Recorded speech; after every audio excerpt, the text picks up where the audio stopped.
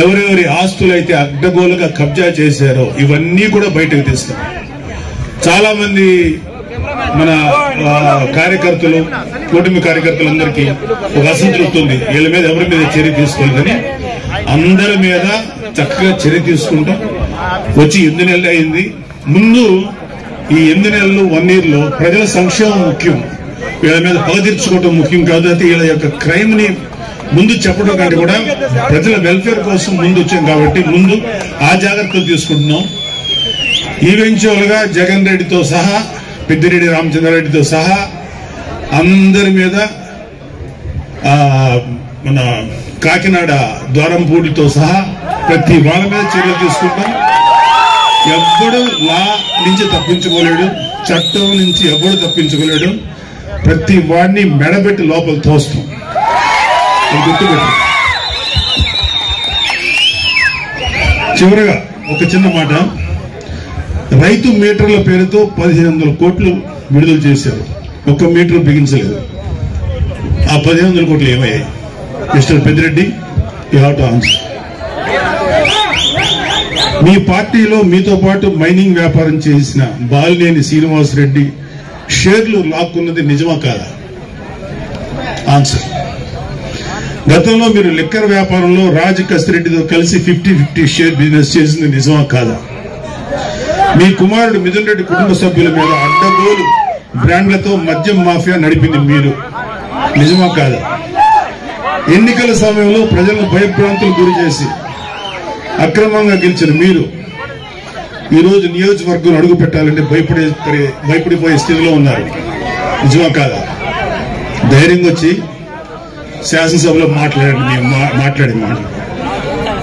ఆయన ఈ మధ్యన మొన్న ఒక మీటింగ్ లో అన్నాడు, నెక్స్ట్ మళ్ళీ మేము వచ్చేసేసి జగన్ రెడ్డిని సీఎం చేసుకుంటాం, మా మీద ఎవరెవరైతే మా మీద దౌర్జన్యం చేశారు, వీళ్ళ మీద దౌర్జన్యం చేశామంట. వీళ్ళు చేసిన ఏదో పనులు బయట పెట్టి దాని గురించి మాట్లాడితే దౌర్జన్యంలా ఉంది. ఎవరెవరు చేస్తారో వాళ్ళందరి మీద తిరిగి మేము రిటార్చ్ ఇస్తాం, తిరిగి పగ తీర్చుకుంటాం అన్నాడు. అరే అది రావడానికి ఇంకా 4 సంవత్సరాల 7 నెలలు, ఎలక్షన్ రావడానికి. మళ్ళీ వచ్చే ఎలక్షన్ లో మీరు గెలవటానికి ఛాన్స్ లేదు కదా. ఇప్పుడు 11 వచ్చింది, 11లో ఈసారి సింగిల్ డిజిట్ పడిపోవద్దని గ్యారంటీ ఏంటి? మీరేమన్నా రామరాజ్యాన్ని నడిపారా? మీరేమన్నా మహానుభావులుగా పరిపాలించారా? వెయిట్. సో మీరు కళ్ళగంట మానండి. జగన్మోహన్ రెడ్డి చాలా సందర్భాల్లో మీతో మనం మాట్లాడిన మాటలు ఉన్నాయి. ఇక త్వరలోనే జమిలీ ఎలక్షన్స్ వచ్చేస్తాయి, మనం అధికారంలోకి వచ్చేస్తారు. ఇంత ఇల్యూషన్ అంటే ఒక రకమైన మానసిక దీనిలో సైకలాజికల్ సమస్యలతో ఉన్న మీకు ఎప్పుడో 4 సంవత్సరాల 7 నెలలు 3 నెలలు 4 నెలల తర్వాత వచ్చే ఎలక్షన్స్ అప్పుడే వచ్చేస్తాయని చెప్పి జనాలతోటి మైండ్ గేమ్ ఆడుతున్నారు. లేకపోతే మీ కార్యకర్తలు ఉన్న వాళ్ళు సేవ్ చేసుకోవడానికి ప్రయత్నిస్తున్నారు. అరే మీ పార్టీలో ఎంతమంది ఉంటారో ఇంకా తెలియదు, అందరికి వచ్చేస్తారు. చాలా మంది బయటకు వచ్చారు.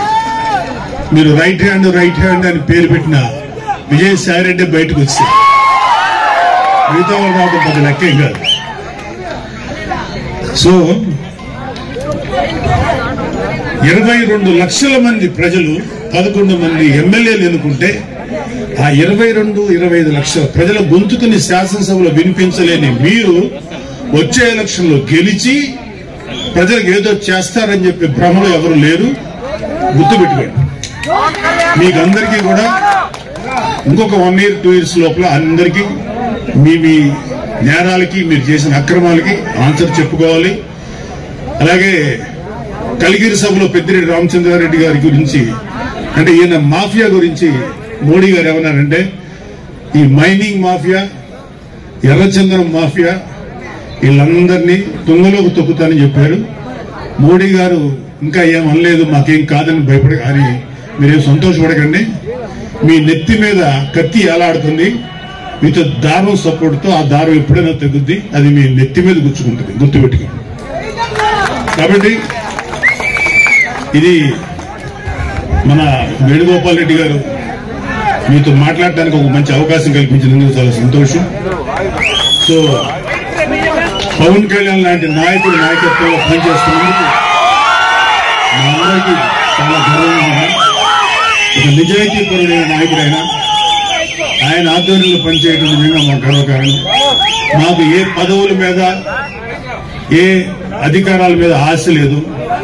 నిజాయితీగా పవన్ కళ్యాణ్ గారి యొక్క ఆశయాల మేరకు మేము పనిచేస్తున్నాం. సో మనందరం కూడా మన భవిష్యత్తు ఇంకా బ్రైట్ చేసుకోవడం కోసం, అద్భుతంగా చేసుకోవడం కోసం పనిచేద్దాం. ఇప్పుడు మీరు చాలా మాటలు విన్నారు, ఎన్ని చెప్పాను నేను.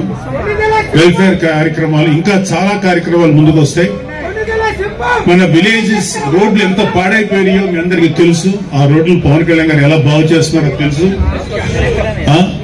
ఒక గోకులాలు 400 కూడా నిర్మించలేదు ఒక 5 ఏళ్లలో. వచ్చిన 6 నెలల లోపల దాదాపు 11,000